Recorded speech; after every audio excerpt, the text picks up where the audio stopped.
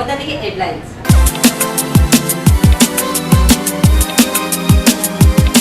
ಕುಶಾಲನಗರ ಪಟ್ಟಣದ ಪ್ರವಾಸಿ ಮಂದಿರದಲ್ಲಿ ದಶಮಂಟಪಗಳ ಆಚರಣೆ ಸಮಿತಿ ವತಿಯಿಂದ ಹನುಮ ಜಯಂತಿ ಕುರಿತು ಪೂರ್ವಭಾವಿ ಸಭೆ ಹಮ್ಮಿಕೊಳ್ಳಲಾಗಿತ್ತು. ಕೆಆರ್ಪೇಟೆ ತಾಲೂಕಿನ ಸಾದುಗೋನಹಳ್ಳಿ ಗ್ರಾಮದ ಸರ್ಕಾರಿ ಕಿರಿಯ ಪ್ರಾಥಮಿಕ ಶಾಲೆಯ ಕಾಂಪೌಂಡ್ ಒಳಗಡೆ ಹಾವು ಕಾಣಿತು. ಕುಶಾಲನಗರ ಪುರಸಭೆ ವ್ಯಾಪ್ತಿಯಲ್ಲಿರುವ ಕೆಸಿ ಬಡಾವಣೆಯ ನಿವಾಸಿಗಳು ಮೂಲಭೂತ ಸೌಕರ್ಯದಿಂದ ವಂಚಿತರಾಗಿದ್ದಾರೆ.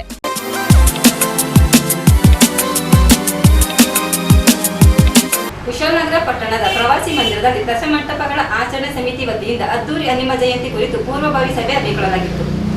ಮಡಿಕೇರಿ ದಸರಾ ಮಾದರಿಯಲ್ಲಿ ಕುಶಾಲನಗರದಲ್ಲಿ ಡಿಸೆಂಬರ್ 2ರಂದು ಅದ್ದೂರಿ ಹನುಮ ಜಯಂತಿ ಆಚರಣೆಗೆ ತಾಲೂಕಿನ ದಶಮಂಟಪಗಳ ಆಚರಣಾ ಸಮಿತಿಯ ಪೂರ್ವಭಾವಿ ಸಭೆಯಲ್ಲಿ ತೀರ್ಮಾನಿಸಲಾಯಿತು. ಕುಶಾಲನಗರದ ಪ್ರವಾಸಿ ಮಂದಿರದಲ್ಲಿ ದಶಮಂಟಪಗಳ ಆಚರಣಾ ಸಮಿತಿ ಅಧ್ಯಕ್ಷ ಎಂಡಿ ಕೃಷ್ಣಪ್ಪ ಅಧ್ಯಕ್ಷತೆಯಲ್ಲಿ ನಡೆದ ವಿವಿಧ ಮಂಟಪಗಳ ಪದಾಧಿಕಾರಿಗಳು ಹಾಗೂ ಮುಖಂಡರ ಸಭೆಯಲ್ಲಿ ಜಯಂತಿ ಆಚರಣೆ ಕುರಿತು ಸುದೀರ್ಘ ಚರ್ಚೆ ನಡೆಯಿತು.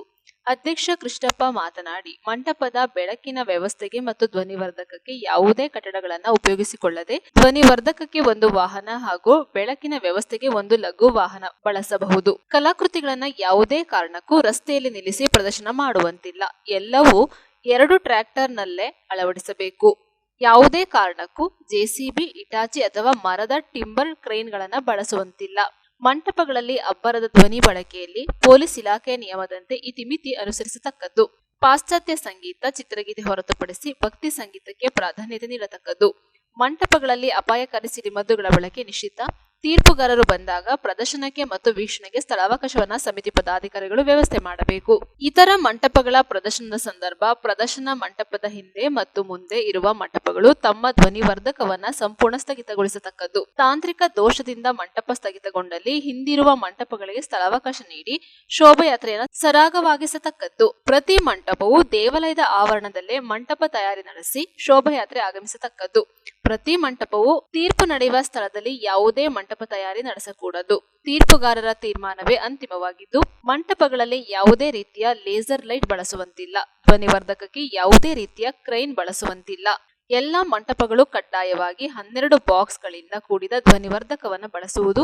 ಎಲ್ಲ ಮಂಟಪಗಳು ತೀರ್ಪಿನ ಬಳಿಕ ತೀರ್ಪುಗಾರರು ನೀಡಿದ ಅಂಕಗಳನ್ನು ಅಂಕಪೆಟ್ಟಿಗೆಯಲ್ಲಿ ಹಾಕಿದ ಮೇಲೆ ವೇದಿಕೆ ಹಿಂಭಾಗದಲ್ಲಿರುವ ಕೊಠಡಿಯ ಒಳಗೆ ತೆಗೆದುಕೊಂಡು ಹೋಗುವ ಸಮಯದಲ್ಲಿ ಪ್ರತಿ ಮಂಟಪದಿಂದ ಕೇವಲ ಒಬ್ಬ ಪ್ರತಿನಿಧಿಗೆ ಅವಕಾಶವಿರುತ್ತದೆ. ಈ ಸಂದರ್ಭದಲ್ಲಿ ಯಾವುದೇ ಮೊಬೈಲ್ ಫೋನ್ ಮತ್ತು ಎಲೆಕ್ಟ್ರಾನಿಕ್ ಉಪಕರಣಗಳನ್ನು ಆ ಕೊಠಡಿಗೆ ತೆಗೆದುಕೊಂಡು ಹೋಗಲು ಪದಾಧಿಕಾರಿಗಳಿಗೆ ಅವಕಾಶವಿರುವುದಿಲ್ಲ.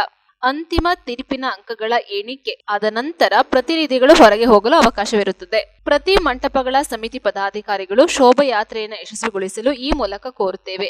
ಮೇಲಿನ ನಿಯಮಗಳಿಗೆ ಬದ್ಧರಾಗಿ ದಶಮಂಟಪಗಳ ಸಮಿತಿ ಅಧ್ಯಕ್ಷ ಎಂಡಿ ಕೃಷ್ಣಪ್ಪ, ಉಪಾಧ್ಯಕ್ಷರಾದ ಎಚ್.ಟಿ. ವಸಂತ, ಟಿ.ವಿ. ಕಿಶೋರ್, ಗುಡ್ಡೆಹೊಸೂರು ಬಾಲಕೃಷ್ಣ, ಪ್ರಧಾನ ಕಾರ್ಯದರ್ಶಿ ರಾಮನಾಥನ್, ಸಹ ಕಾರ್ಯದರ್ಶಿ ಸುನೀಲ್, ಖಜಾಂಚಿ ಡಿ.ವಿ. ಗಿರೀಶ್, ಮುಖಂಡರಾದ ರಾಜೀವ್, ಅನುದೀಪ್, ಸುಮನ್, ಮಂಜುನಾಥ್, ರಾಜು, ಶ್ರೀಕಾಂತ್, ಮಧು, ವಸಂತರೈ, ಹರೀಶ್, ಸಚಿನ್, ಭಾಸ್ಕರ್ ನಾಯಕ್ ಮತ್ತಿತರರು ಭಾಗವಹಿಸಿದ್ದರು. ಸದಸ್ಯರುಗಳನ್ನ ಕರೆದು ಅವ್ರಿಗೂ ಕೂಡ ನಮ್ಮ ಕೈಲಿ ಏನು ಸಲಹೆ ಕೊಡ್ಬೋದು ಅದನ್ನ ಕೊಟ್ಟು ಅವರು ನಮ್ಮಲ್ಲಿ ಅವರೇ ನಮಗೆ ಕೆಲವೊಂದು ವಿಚಾರಗಳನ್ನ ನಮಗೆ ತಿಳಿಸಿ ಕಳೆದ ವರ್ಷದಲ್ಲಿ ಆದಂಥ ಏನು ಸಮಸ್ಯೆ ಆಗಿರ್ತದೆ ಅವರಿಗೆ ಆ ಒಂದು ಸಮಸ್ಯೆ ಆ ಥರ ಆಗದ ರೀತಿಯಲ್ಲಿ ಏನೋ ಸಮಸ್ಯೆ ಆಗಿದೆ ನಮ್ಮ ಮನಸ್ಸಲ್ಲಿ ನಮಗೆ ಯಾವ ಥರ ತೊಂದರೆ ಕೂಡ ಆಗಿಲ್ಲ. ನಮ್ಮ ಜಡ್ಜ್ಮೆಂಟಲ್ಲಿ ಆಗ್ಬೋದು ಯಾವುದೇ ರೀತಿಯಲ್ಲಿ ನಾವು ಪ್ರಾಮಾಣಿಕವಾಗಿ ನಮ್ಮ ಏನು ದಶಮಂಟಪ ಇದೆ ಅದು ಪ್ರಾಮಾಣಿಕವಾಗಿ ನಾವು ಮಾಡಿದ್ದೀವಿ. ನಾವು ಕೆಲವೊಂದು ನ್ಯೂನತೆಗಳು ಇದ್ದೇ ಇರ್ತದೆ. ನಮ್ಗೆ ಫಸ್ಟ್ ಬರಬೇಕಿತ್ತು, ಸೆಕೆಂಡ್ ಬರಬೇಕಿತ್ತು ಅಂದ್ಕೊಂಡು ನಮ್ಗೆ ಇದ್ದೇ ಇರ್ತದೆ. ಅದು ಸಹಜ, ಏನು ಮಾಡೋಕ್ಕಾಗಲ್ಲ. ಹಾಗಾಗಿ ಈ ಸಲ ಏನಾದರೂ ಆ ರೀತಿ ಬದಲಾವಣೆ ಮಾಡಬೇಕು. ಜಡ್ಜ್ಮೆಂಟ್ಗಳಿರ್ಬೋದು ಅಥವಾ ಬೇರೆ ರೀತಿ ಏನೋ ಬದಲಾವಣೆ ಮಾಡಬೇಕು. ಇಲ್ಲ ಕಾರ್ಯಕ್ರಮಗಳನ್ನ ಈ ಥರ ಮಾಡಿದ್ರೆ ಈ ಥರ ಆಗ್ತದೆ ಅನ್ನೋ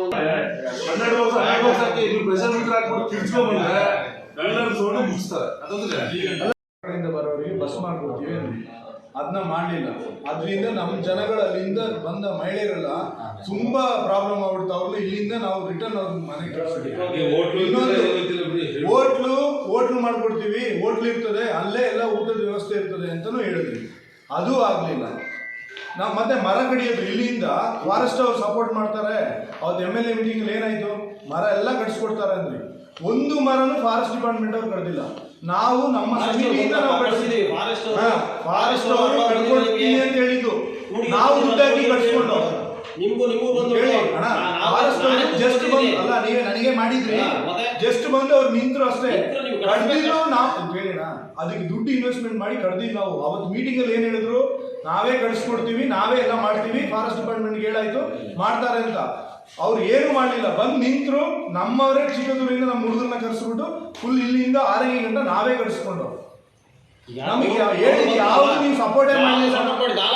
ನಾನು ನೇರವಾಗಿ ಹೇಳ್ತಾ ಇದ್ದೀನಿ, ಮೇನ್ ಕಮಿಟಿಯಿಂದ ನಮಗೆ ಏನು ಸಪೋರ್ಟ್ ಇಲ್ಲ. ಫಾರೆಸ್ಟ್ ಅವರು ನಿಮಗೆ ನೀವು ಅದನ್ನ ನೀವು ಸಮಿತಿ ಅಂತ ಹೇಳಿ ನೀವು ಒಬ್ಬರೇನೆ ತೀರ್ಮಾನ ಮಾಡ್ಕೋಬೇಡಿ.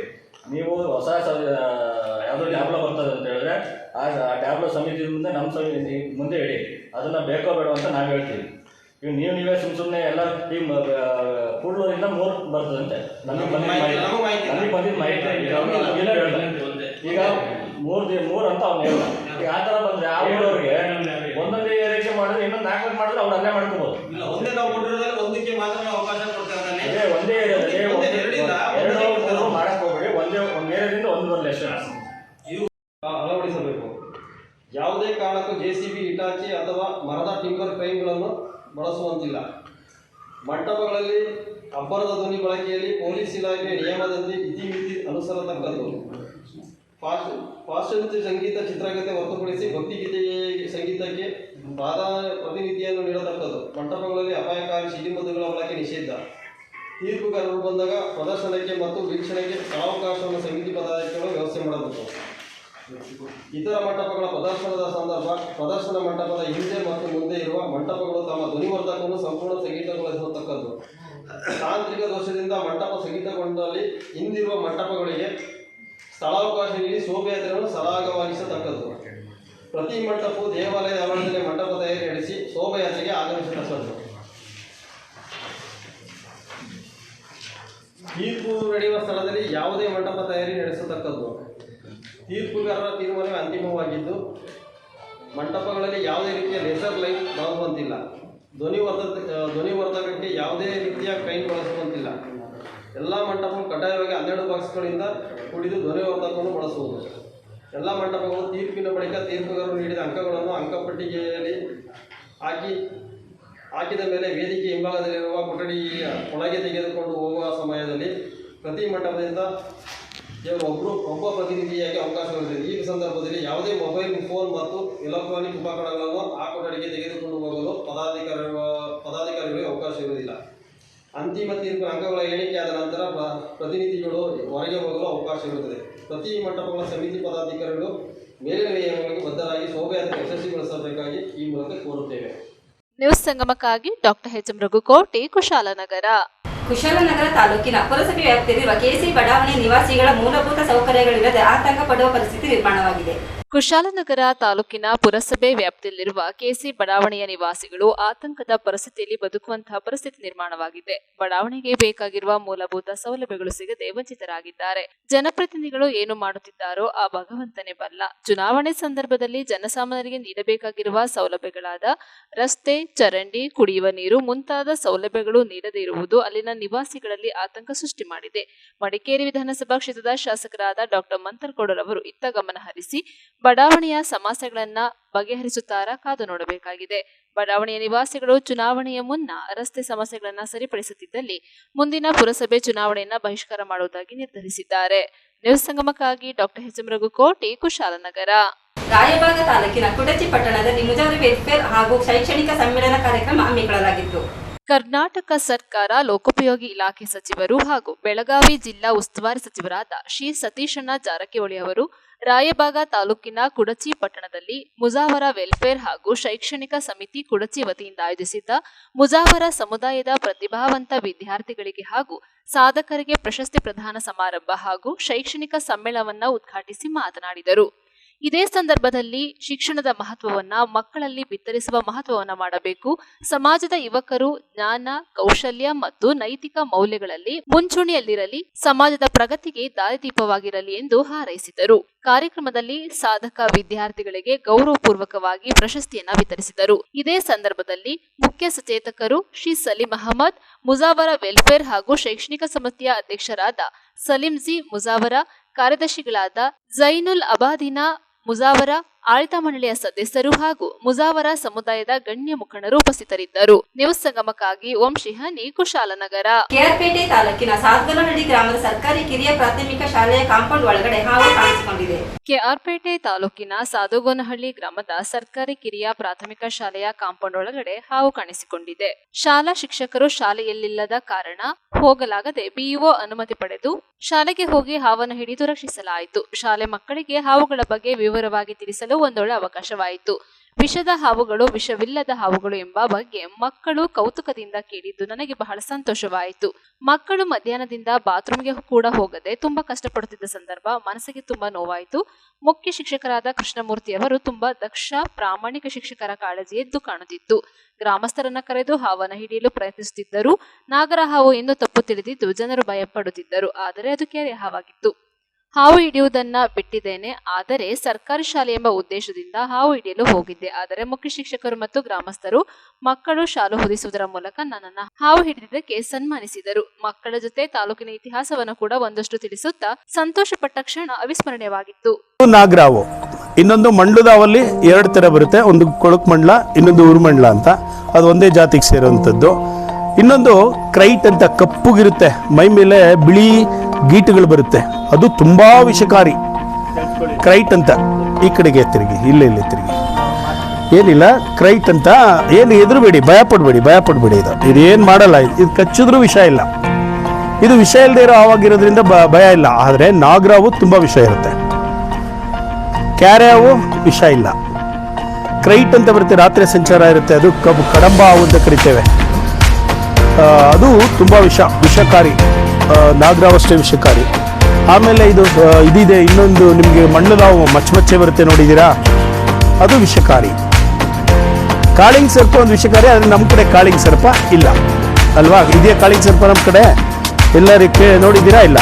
ಆದ್ರೆ ಇವು ರೈತನ ಮಿತ್ರ. ಯಾಕೆ ರೈತನ ಮಿತ್ರ ಅಂತಾರೆ ಗೊತ್ತಾ? ಇದೇನ್ ಮಾಡುತ್ತೆ ಗೊತ್ತಾ? ಇದು ಈ ಹಾವು ಇಲಿಗಳನ್ನ ಹಿಡಿದು ತಿನ್ನುತ್ತೆ, ಕಪ್ಪೆಗಳನ್ನು ತಿನ್ನುತ್ತೆ. ಇಲಿಗಳು ರೈತರ ಬೆಳೆಯನ್ನು ನಾಶ ಮಾಡುತ್ತಲ್ವಾ? ರೈತರ ಬೆಳೆ ನಾಶ ಮಾಡೋದ್ರಿಂದ ಆ ಇಲಿಗಳನ್ನ ಇದು ಸಂತತಿಯನ್ನು ಕಡಿಮೆ ಮಾಡುತ್ತೆ.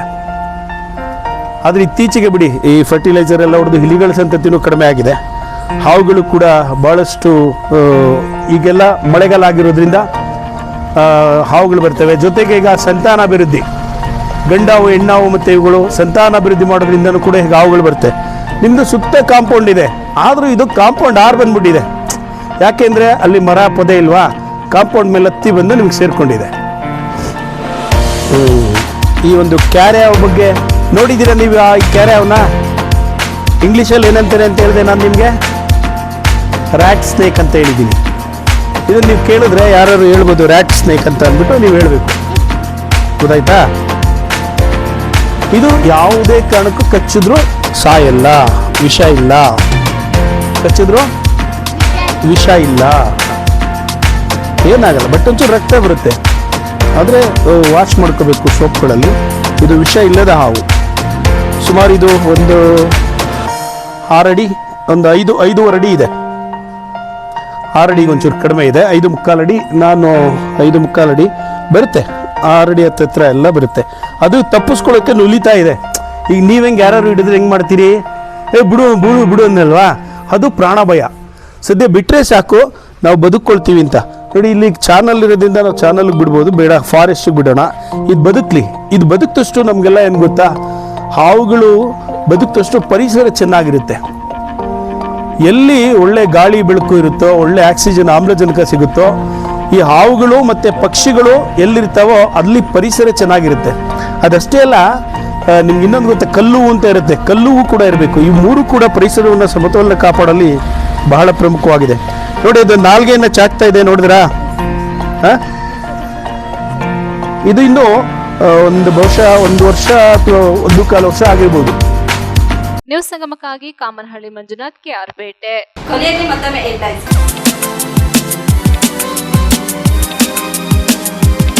ಕುಶಾಲನಗರ ಪಟ್ಟಣದ ಪ್ರವಾಸಿ ಮಂದಿರದಲ್ಲಿ ದಶಮಂಟಪಗಳ ಆಚರಣೆ ಸಮಿತಿ ವತಿಯಿಂದ ಹನುಮ ಜಯಂತಿ ಕುರಿತು ಪೂರ್ವಭಾವಿ ಸಭೆ ಹಮ್ಮಿಕೊಳ್ಳಲಾಗಿತ್ತು. ಕೆಆರ್ಪೇಟೆ ತಾಲೂಕಿನ ಸಾದುಗೋನಹಳ್ಳಿ ಗ್ರಾಮದ ಸರ್ಕಾರಿ ಕಿರಿಯ ಪ್ರಾಥಮಿಕ ಶಾಲೆಯ ಕಾಂಪೌಂಡ್ ಒಳಗಡೆ ಹಾವು ಕಾಣಿಸಿತು. ಕುಶಾಲನಗರ ಪುರಸಭೆ ವ್ಯಾಪ್ತಿಯಲ್ಲಿರುವ ಕೆಸಿ ಬಡಾವಣೆಯ ನಿವಾಸಿಗಳು ಮೂಲಭೂತ ಸೌಕರ್ಯದಿಂದ ವಂಚಿತರಾಗಿದ್ದಾರೆ.